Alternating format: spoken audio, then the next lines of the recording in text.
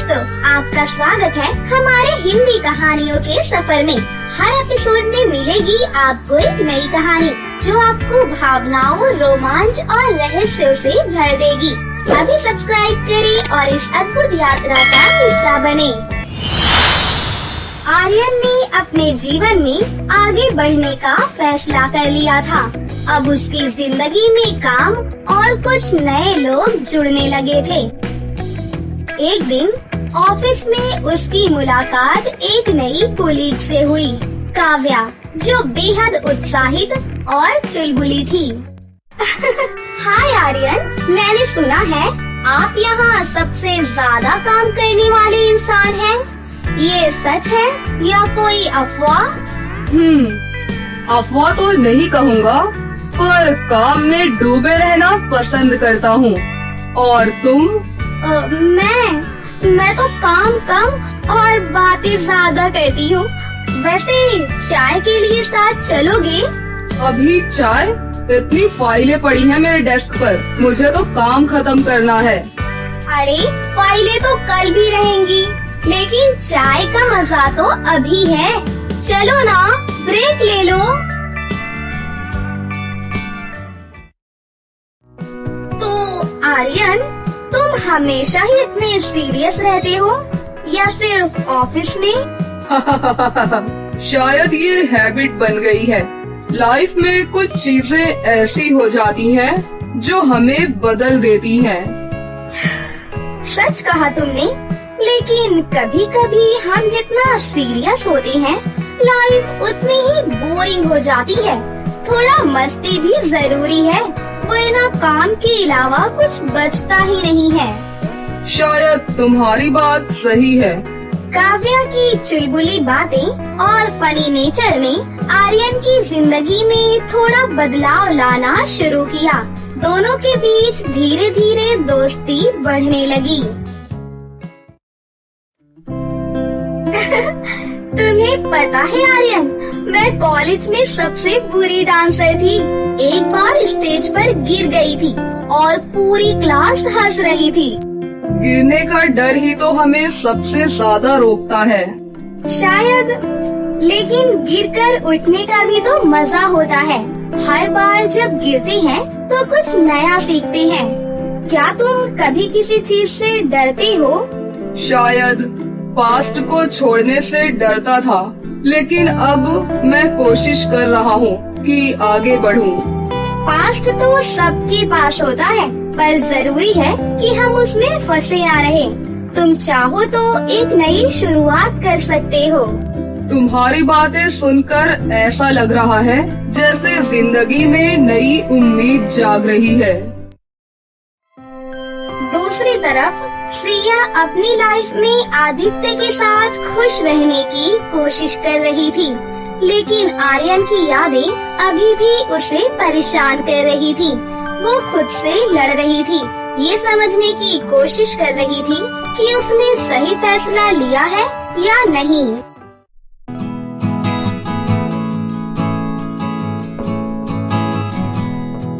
आदित्य, क्या तुम मुझसे कभी नाराज होते हो? नाराज? किस बात पर? मुझे हमेशा ऐसा लगता है कि तुम मुझसे ज्यादा डिजर्व करते हो।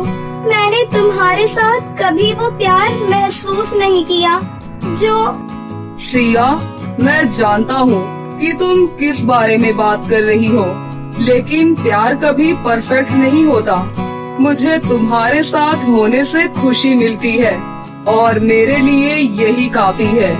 पर क्या तुम्हें कभी ऐसा लगता है कि मैं तुम्हें वो प्यार नहीं दे पाई जो तुम डिजर्व करते हो?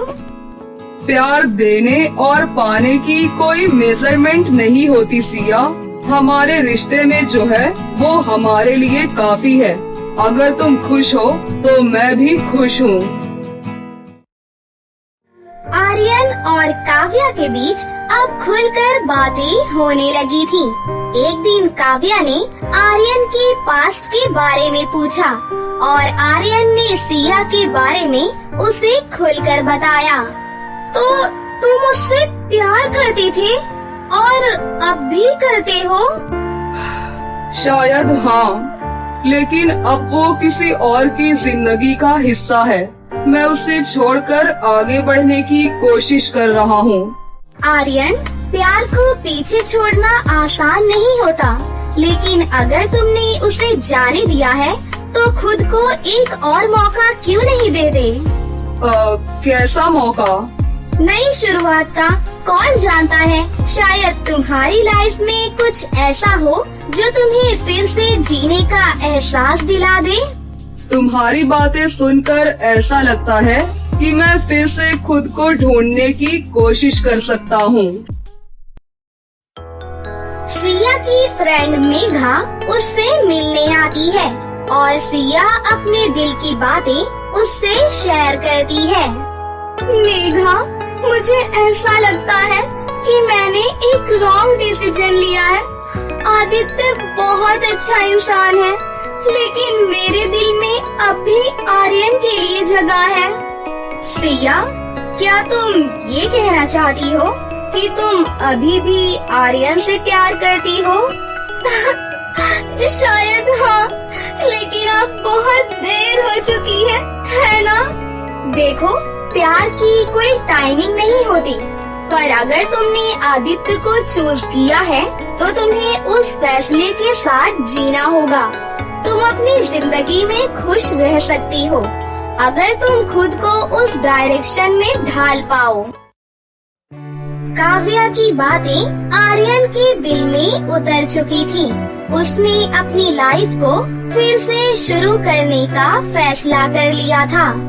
शायद यही मेरी नई शुरुआत है। अब मैं खुद के लिए जीने की कोशिश करूँगा। आर्यन धीरे धीरे काव्या की दोस्ती में खुशी महसूस करने लगा था। दोनों अब ज्यादा टाइम साथ बिताने लगे थे।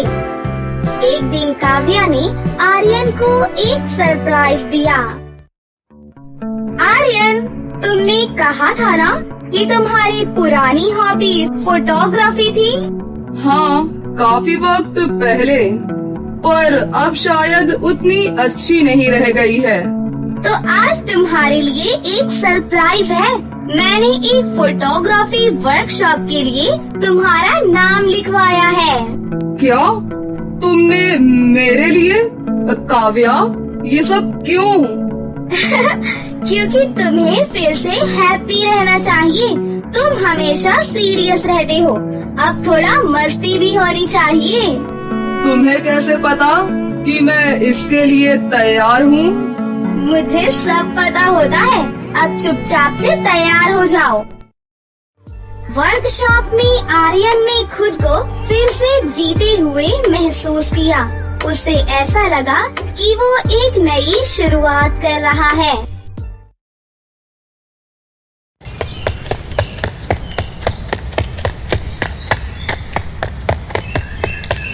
देखा, तुमने कितनी अमेजिंग फोटो ली है। सच में तुम प्रोफेशनल हो। बस ज्यादा तारीफ मत करो, लेकिन सच कहूँ तो अच्छा लग रहा है। बहुत दिनों बाद मैं फोटोग्राफी कर रहा हूँ। देखा, मैंने कहा था ना कि तुम्हें ये करना चाहिए। कभी भी हमें अपने पैशन को नहीं भूलना चाहिए। तुम सही हो। शायद मैं कुछ चीजें भूल गया था, पर तुम्हारी वजह से मैं खुद को फिर से पा रहा हूँ। तो अब मेरी बात मानोगे ना हर बार? मानूंगा, लेकिन हर बार सरप्राइज नहीं चाहिए। सिया और आदित्य के बीच अब भी वो दूरी बनी हुई थी।